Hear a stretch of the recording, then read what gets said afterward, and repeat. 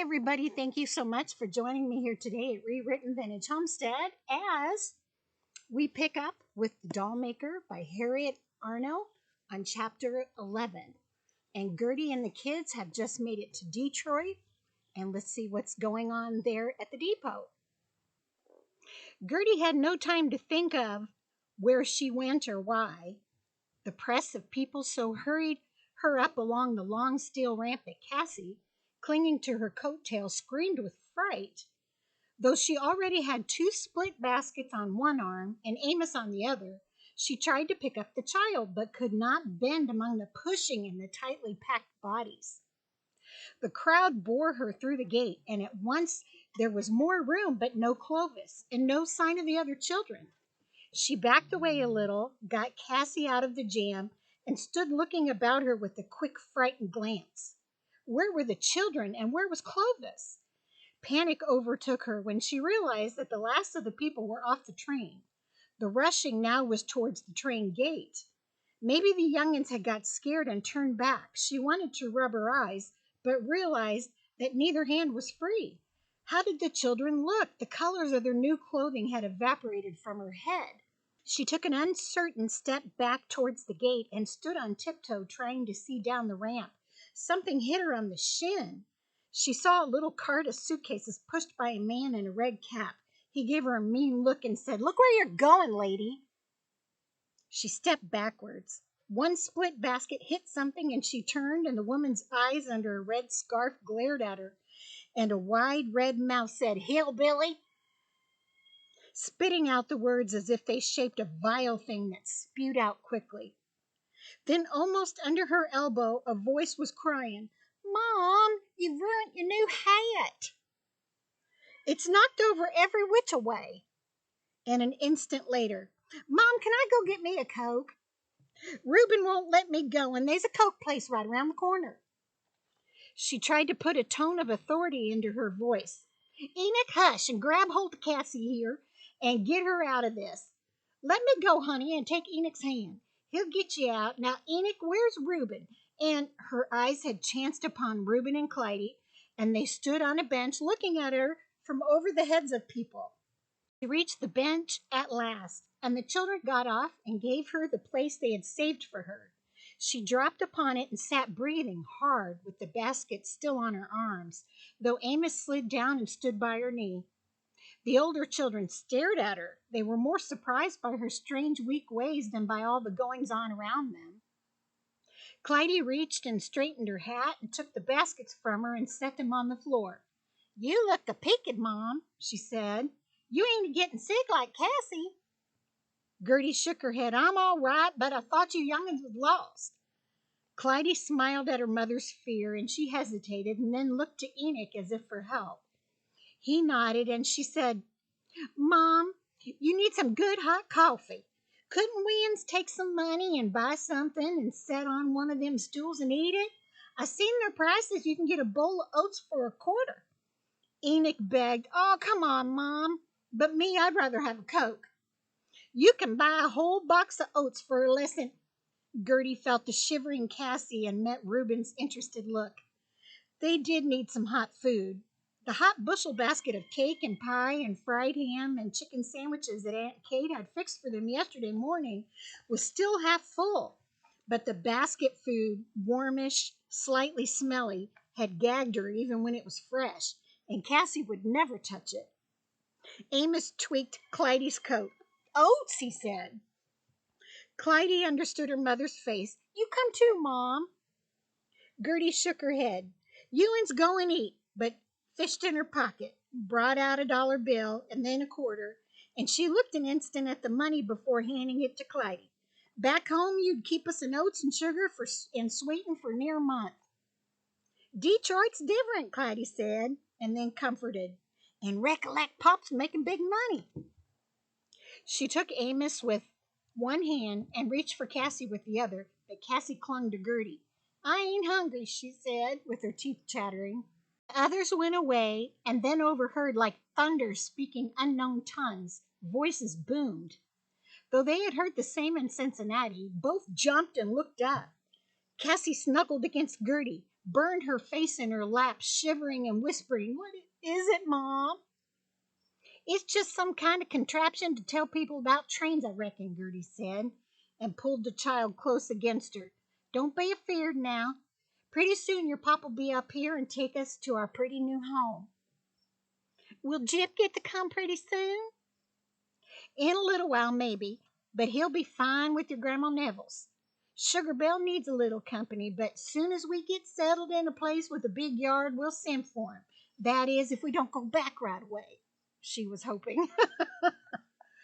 Cassie was silent, her face pressed into Gertie's lap. Her shoulders shook with sobs, or maybe it was shivers. It was so cold. Gertie's feet were cold on the dirty cement floor and puddled with snow water. Gusts of cold from opening doors hit her legs and went up her dress, tail like wandering icicles. She missed the heavy man's shoes, the heavy socks, the long-tailed, full-skirted dresses of her own making. The new coat was skimpy, and the rayon dress, also ordered by her mother, was skimpier still. She was glad when a tall, raw-boned woman, weighted down with children and baggage, plopped down almost on her. It gave her an excuse to take Cassie on her lap and press her tightly against her body. This and the wrapping of her own coat over Cassie's bare legs seemed to warm them both. "You have to be getting some snow pants," the woman said when she got her breath a little and she shifted the baby to her other arm. She clapped the child to walking size between her knees and looked at Cassie. Gertie turned to her, the beginning of a smile thawing some of her frozen terror from her bleak eyes, for the voice sounded like back home, booming out through the nose like Ann Liz Kramer's as the woman went on. "It's terrible cold up here," she said. She looked at the split baskets by Gertie's feet and shook her head over Cassie. "That poor little thing, her running and playing days is over."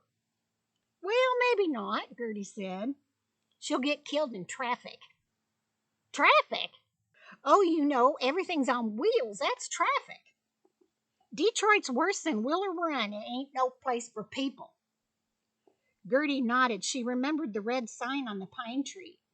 "They tried to bag every man in our country off up into that place, but I reckon they give 'em good money and maybe don't work 'em too hard." "Work? They about killed my man." She glanced about her and then moved so close to Gertie her breath came in her face. "He's a big, strong man. There's never a team of mules he couldn't outlast a breaking cotton ground. We're from Tennessee. He went up to join up 'cause of Pearl Harbor, but the fools wouldn't have him, and they said he was deaf in one ear."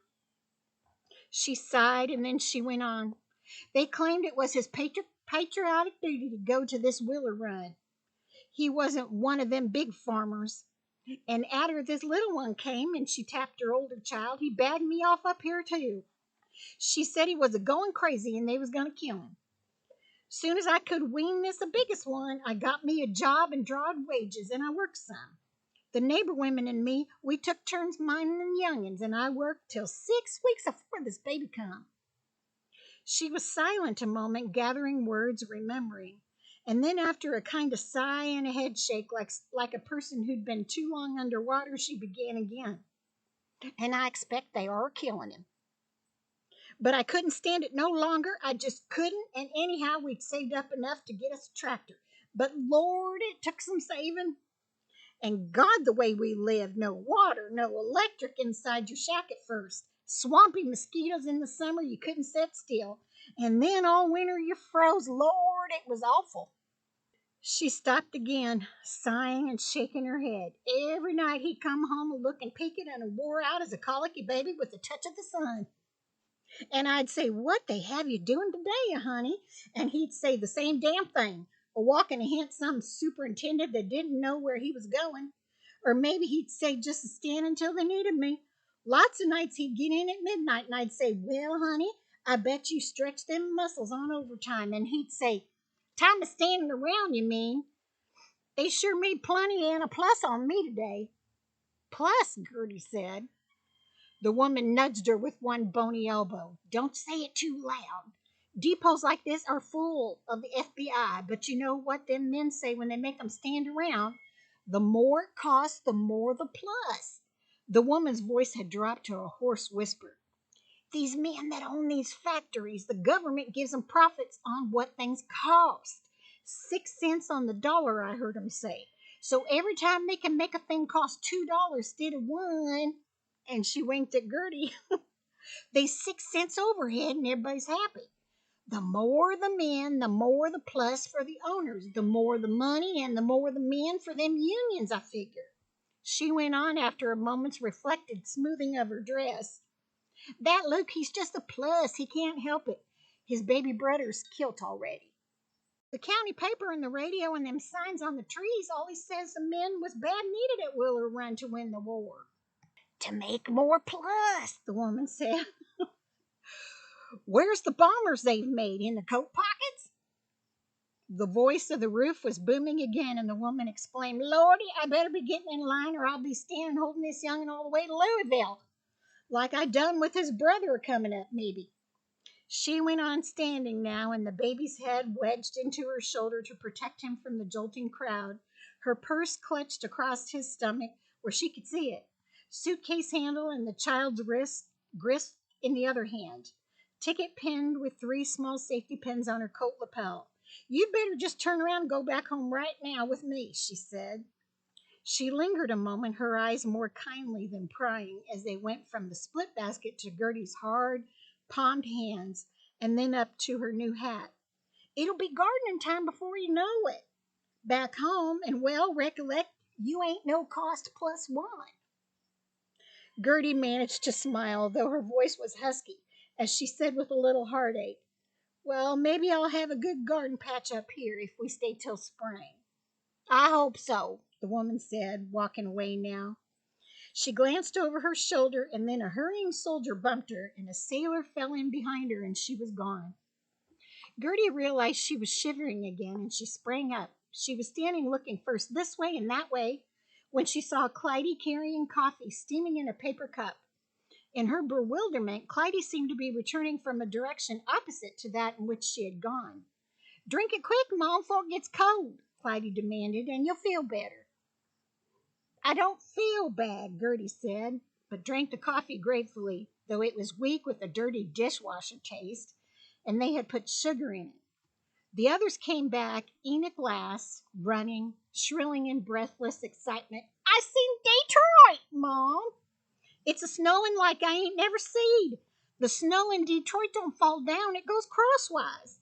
And it ain't cold like we thought, for the snow's a melting. And, Mom, I seen 1,000,000 cars. Let's get going. I'm a-waiting for your Pop, Gertie said. Surely he'll knock him off from work long enough to come and meet us. We don't want to be gone when he comes. Pop didn't sound pine blank certain in this letter that he'd come meet us, Clyde said, and the same eagerness that overflowed Enoch was reflected in her eyes as she insisted, that's why he gave us the address and told us to get a cab. The children's eyes were now all upon Gertie, waiting, expecting her to get the baggage that Joe Lee, the ticket agent at the Valley, had taken after putting a ticket on each piece and giving her a ticket to match. She had seen none of it since. Where was it now? Where were the bedclothes, the dishes packed in boxes? And above all, the block of wood that she sent by express. These things she had understood were not to come for some days, but were they lost? Was everything lost? She looked wildly about her and fixed her glance at last on Enoch, who was begging. Give me the tickets and me and Reuben can go. We can carry it all. I see the people are standing in line. Clyde shoved in front of Enoch. Let me go, Mom. I'm the biggest. I can do it as good as you, Enoch cried. And while he and Clyde were arguing, Gertie laid down the new handbag of her mother's buying and fumbled in her coat pocket. She had pinned the ticket stubs and baggage checks in one pocket along with what had seemed money enough to spare for the journey. But now in her confusion, all were mixed in the mental map of her pocket. Clyde watched her fumblings in shamed embarrassment and scolded, Mom, you ought to use your new purse. Enoch looked at her and giggled, speaking so shrilly that a drowsing soldier roused enough to look at them and smile. Mom, you look like a body out of the funny papers, and your hat's still a crooked. Honor thy father, she began. She found the baggage checks. Now get it, she said, shoving them toward Clyde. The three older ones went away after Clyde had pointed out a door near which she was to wait, and brushed aside Gertie's feeble arguments that maybe they had better wait a bit longer for Clovis. Gertie, however, continued for a few minutes longer where Clyde had left her. She craned her head, searching in all directions, but looking longest and most hopefully toward an outside door through which a constant stream of people came in and out. At last, with a troubled head shake, she loaded Amos on one arm, the baskets on the other, and directed Cassie to hold her coat tail. And they went to the door by the sign directing people to the cab stand, the one Clyde had pointed out to her. She waited near the swinging doors and let the sharp cold in, where the passing people were constantly knocking against the baskets and bumping the children. Once again she heard in a sharp, broken into pieces language the word hillbilly. A clock above the door told her it was only a little past 9, but it seemed it must be dinner time before the older children came. She took a rope-tied orange crate packed with clothing and cookware under her hip, and with the baskets on her other arm, followed Clyde through the door. Cold winds like snatching hands tore at them. Her hat went blowing, rolling in front of her, and she grabbed it at last and jammed it hard down in the basket and walked on. The wind, as if it had figures, unbuttoned the new coat that billowed first behind her, and then whipped the new coat around her legs as if in place all directions were north. All around, sharp and cutting as white sand flying, the snow whirled, making it hard to see as they hurried down a sloping sidewalk. She knew only that all her own were there. Reuben was in front with her mother's round-topped trunk made of tin pressed into the shapes of roses on his shoulders. Enoch next with Clovis's old paper suitcase split down one corner and tied with fish line, and then Clyde, staggering with the weight of a fruit jar box of clothing under each arm. Gertie followed her load, and behind her came the younger children who tried to shield themselves from the wind and snow by burying their faces in her coat tail. They stopped at the end of a long line of silent people. They were people who looked much like those she had seen on the train, women like herself, clutching boxes and babies and shivering in huddles of toe-hopping, teeth-chattering children. The girls especially suffered, dressed as they were, like her own girls, in short coats and flimsy rayon dresses, their unbooted feet in low shoes and socks. The men and boys with pant legs between them and the cold were somewhat warmer, but all seemed like herself, cold, bewildered, and dirty. Two slowly moving cabs passed on their way toward the head of the line, but one stopped when a red-jowled man with a small bag and a large stomach ran out the door and down the walk, waving a bill which he seemed to have ready in his hand. The man, who had never waited, was taken into a cab and driven away, followed by the angry cries and curses of others in the line. The gust of wind, wild as March and cold as if the sun had died, whirled words and cries away. Gertie put down her load, caught up Cassie, and put her under her coat. The skimpy thing would not button over the two of them, but she held it together as best she could with her arms crossed wildly over her bosom. Her ears that had first tingled hurt and were now so numb she could no longer feel her hair blowing about them. She slid Cassie to the ground and from the Josiah basket took an old woolen baby's blanket of her mother's crocheting. She was folding it ditty-wise to put on her head, when through a lull in the wind she heard a shivering sobbing. She looked around and saw only two people away in the ever-lengthening line, the little girl mother from Georgia, who had wandered on the train if it would be cold up in Grayling where her man was. She was trying to bundle herself and the baby, wrapped only in a sleazy cotton blanket, together under her thin coat, not much longer than a man's shirt tail. Her words to the woman in front of her came in a shivering whimper. Who would have thought that it'd be so cold in the fall this way? Here, put this on your young'un, Gertie called above the wind and reached to the blanket. She saw more than she heard through the wind. The girl shivering. Oh, thank you. And again, thanks. Cabs came slowly in and the line moved slowly ahead. Though soon Gertie's feet in the new thin shoes and rayon stockings grew so numb it was easier to stand still than to move. Amos and Cassie took turns crying, and even Enoch, who kept insisting it couldn't be cold because the snow was melting in the street, got so shivery he could hardly talk. Though the early morning grayness had never lifted from the town, it seemed it must be milking time when at last their turn for a new cab came. They were hardly inside before the driver, a little wheezed, black-eyed man, was asking, "Where to, lady?" He did not look at them again as he pulled away from the curb, steering with the forearm while his hands unscrewed the red top from a vacuum bottle.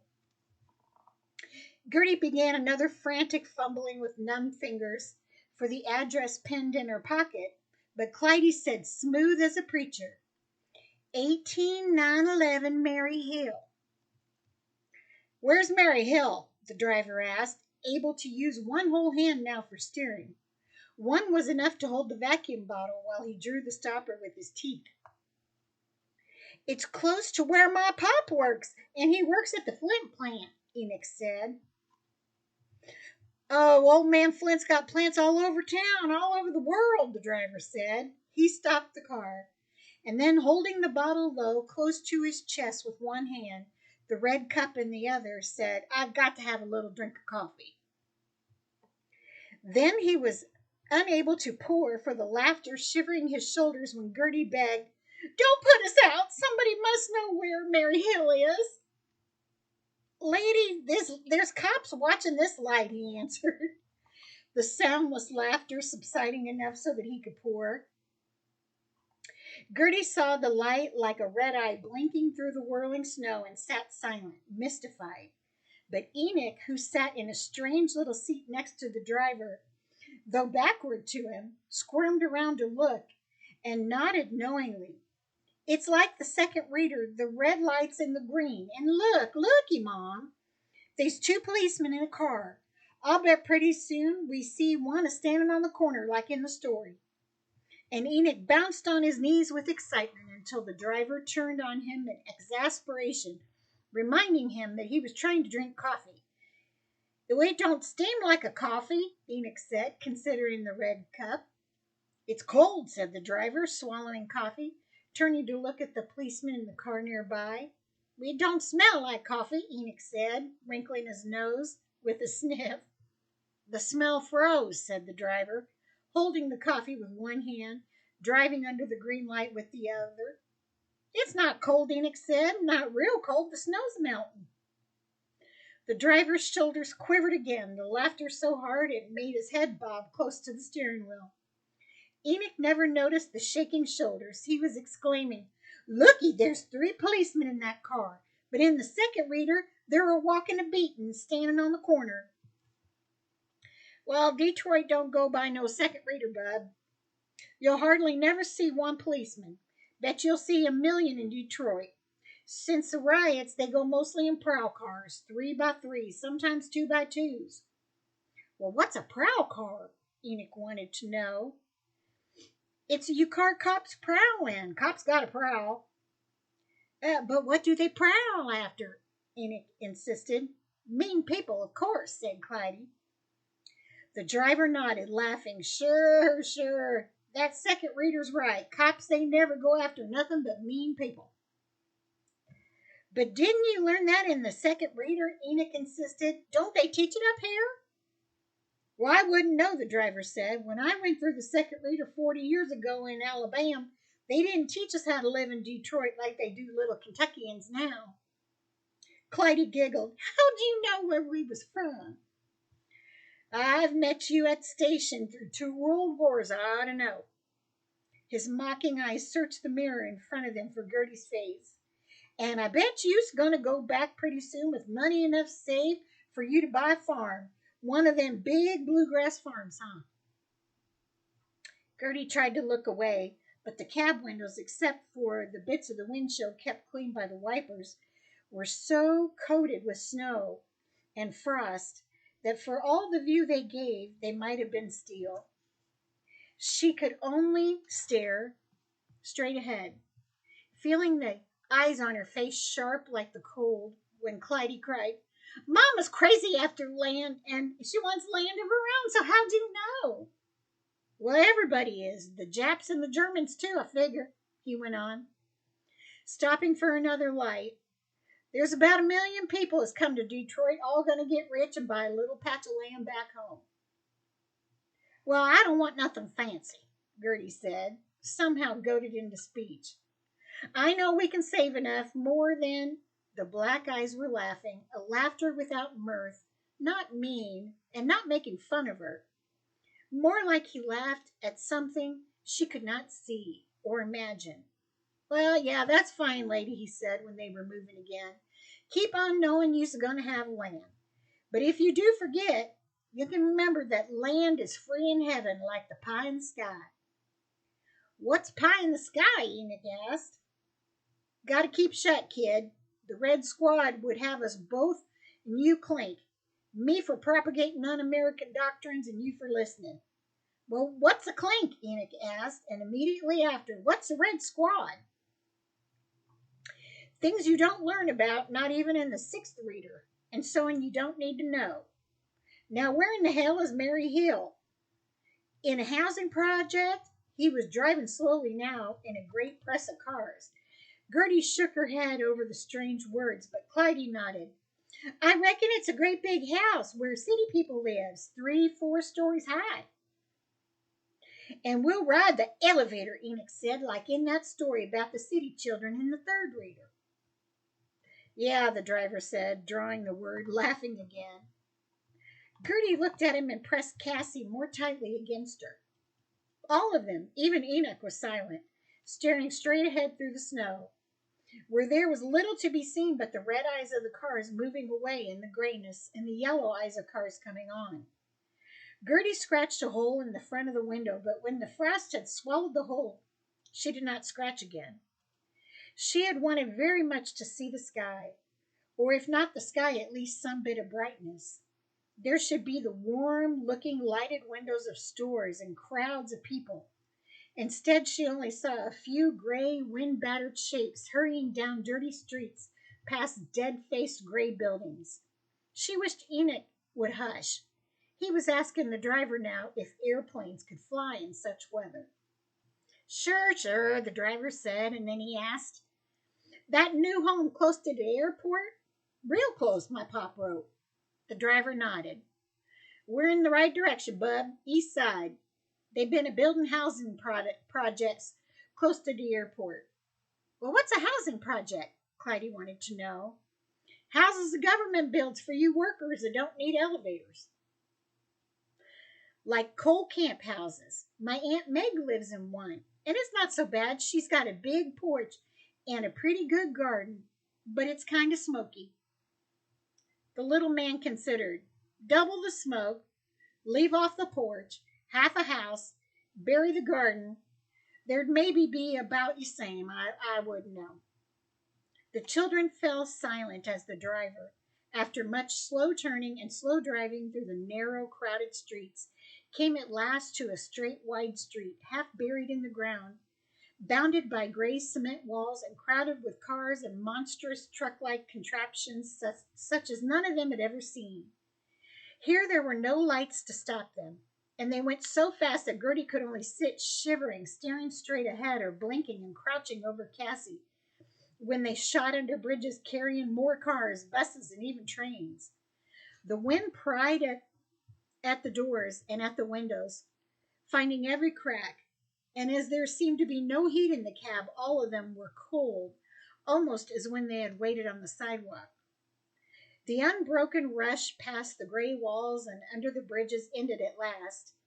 There followed more turnings down narrow streets, strange streets, that though crowded seemed at times in empty fields, until one saw a slowly moving switch engine, or a mountainous pile of coal blown free of snow.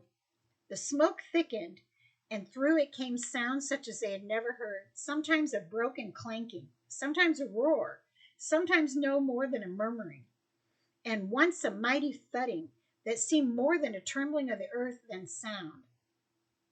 Boy, I'd hate to live by one of them big press plants, the driver said. And then asked all of them, don't you know where your houses are at? Right in the middle of some of Detroit's pride and glory war plants. Enoch kept twisting around to see, but there was little to be seen. Blurred shapes through the snow and smoke. The railroad tracks multiplied, and twice jangling bells and red lights swinging in the wind held them still while long freight trains went by with more smoke rolling down and blotting out the world. It seemed suddenly to Gertie as if all things she had seen, the blurred buildings, the smokestacks, the monstrous pipes wandering high above her, even the trucks and the trains, as if these were all alive, breathing smoke and steam, as in other places under a sky with sun or stars, the breath of warm and living people made white clouds in the cold. Here there seemed to be no people, even the cars with their rolled up windows frosted over, like those of the cab. They seemed empty of people, driving themselves through a world not meant for people. They drove for a long while through the sounds, the smoke, and the steam, past great buildings which, though filled with noise, seemed empty of life. They were stopped again on the edge of what looked to be an endless field of railroad tracks, to wait while a long train of flat cars went by. Each car carried one monstrous, low-slung, heavy-bodied tank. The tank, gray-green, wearing a star, and holding like the black feelers of some giant insect reaching for the sky, 2 guns. Gertie, hoping for something better to see, scratched another hole in the window frost. She was just turning away in disappointment when the whirling snow, the piles of coal, the waiting cars, the dark tanks moving, all seemed to glow with a faint reddish light. The redness trembled like light from a flame, as if somewhere far away a piece of hell had come up from the underground. You know, this descriptions, there's another book called The Jungle by Upton Sinclair that you might be interested in later on. It's it reminds me of this book because it's very, very detailed. Sometimes this book is hard to read because of all of the descriptive words. Um, but it's an interesting story about a couple from Lithuania that come to the Chicago area for the same reason, to make money, and they're young and they're married and they're starry eyed and they think they're going to get rich and buy a big house, and they came from poverty. And they describe Chicago. This is during around 1906, during the meatpacking industry that was just bloody and horrific back in those days. And actually, the book, The Jungle, is what caused such a stir that regulations were put into place, laws were put into place as far as food handling and the treatment of some animals. We still have a ways to go, particularly with chickens and cows. Actually, all of them, but it is better for them than it was back in 1906. But this, I can read this part of the story, and I can feel it in my soul, because I live little more than an acre, but I can go outside in my backyard and I can see the trees are turning color and swaying in the wind, and they're just beautiful. I can look over to the right and I see the horses outside or running, eating grass. And my garden's all gone now, but it's still there with the hope that it'll be there for me next year. So I know how Gertie feels. It's ugly. It's all ugly. It's dirty. It's smoky. It's dark. It's cold. And traffic and railroads. I've never been a city girl, and I never will be. But I can definitely relate to this part of the story. She rubbed her eyes, then turned and looked through the windshield, but saw in puzzled wonder the redness still. Then Enoch was crying, in a jiggle of excitement, "Looky, there's a fire!" "That's white hot steel, bub," the driver said. "They're making a pour. You needn't be in such a hurry to see. I'll bet that steel mill's one of your closest neighbors. We're getting close to Mary Hill. I hope it's a high hill, Enoch said, where I can see all over the country. Oh, it'll be a hill, all right, covered with cattails and weeping willers. Weeping willers don't grow on hills, Enoch said. Detroit willers grow on Detroit hills, the driver said. They went on again at last, but the red glow followed them. The frost on the car windows was at times a reddish pink, as if bits of blood had frozen with the frost. They crossed another railroad, only 2 tracks this time, and past the tracks she saw no factories, only the cars moving between what seemed to be snowy fields on either side. The driver turned into a side road and then cursed as the car skidded in the powder like snow, unmelted here. He rolled the window down and drove more slowly, looking. Gertie looked as he looked, and through the twisting, whirling curtains of smoke and snow she saw across a flat stretch of land flame and red boiling smoke above gray shed-like buildings. Closer were smaller smokes and paler lights about black heaps of rock like stuff strewn over a gray wasteland of rusty iron and railroad tracks. She jumped. Cassie squealed, and even Enoch ducked for his head, when there came an instant of loud humming, followed by bone-shattering, stomach-quivering roar. The plane was big and seemed no higher than the telephone poles as it circled, fighting for altitude. There were several loud pops, but the roar gradually lessened as the plane climbed higher. Then it was drowned in a clank and roar of the steel mill. The driver was shaking his head. Boy, if that thing fell, it would flatten out all of Mary Hill. Mary Hill? Gertie asked, looking around her. This is it. Them houses is all of Mary Hill. And if you signs right back, we're going back toward the railroad tracks and you steel mill fence. He nodded towards a battered sign on a gray pole, holding no words, only rows of numbers. Gertie for the first time really looked at the rows of little shed-like buildings, their low roofs covered with snow, the walls of some strange gray-green stuff that seemed neither brick, wood, nor stone. She had glimpsed at them briefly when they turned onto the side road, but had never thought of them as homes. She had hardly thought of them at all. They were so little and so still against the quivering crimson light under the roaring airplane, so low after the giant smokestacks. Clytie, after one long look, gave her a quivering sigh of disappointment. Then in a moment she was Clytie again, forever looking for the best. They ain't got no porches or fenced yard, but they're long. They'd be plenty for us. For you and 5 more families, counting the doors. You and's lucky to get a good place like this. Town's full of people sleeping 12 to a room, in shifts 3 to a bed. And the driver was laughing so hard as he turned into the narrow alley that he scraped a tipsily leaning trash can, spilling tin cans and cinder ashes onto the snow. A few feet further on, the car stopped, but Gertie, thinking the driver was still searching, did not move.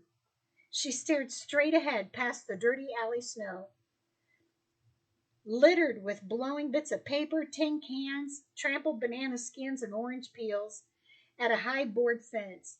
Past the fence, she saw what looked like an empty, brush-grown field. But while she looked, a train rushed past. Everything was blurred out of the waves of smoke and steam that blew down. Tiny cinders whirled with the snow against the windshield, and the smell and taste of smoke choked her. The noise subsided enough that she could hear the driver say, "Well, this is it." The children, who'd been gasping at the train, turned and looked, and like Gertie, they sat silent. A few feet away, across a strip of soot-blackened snow, were 4 steps leading to a door with a glass top, set under low, ice-fringed eaves. There was on either side of the door a little window. In front of one was a gray coal shed. In front of the other, a telephone pole, and by it a gray short-armed cross. The door was one in a row of 6. one other door between it and railroad tracks. Gertie turned sharply away, and across the alley her glance met another door exactly like her own.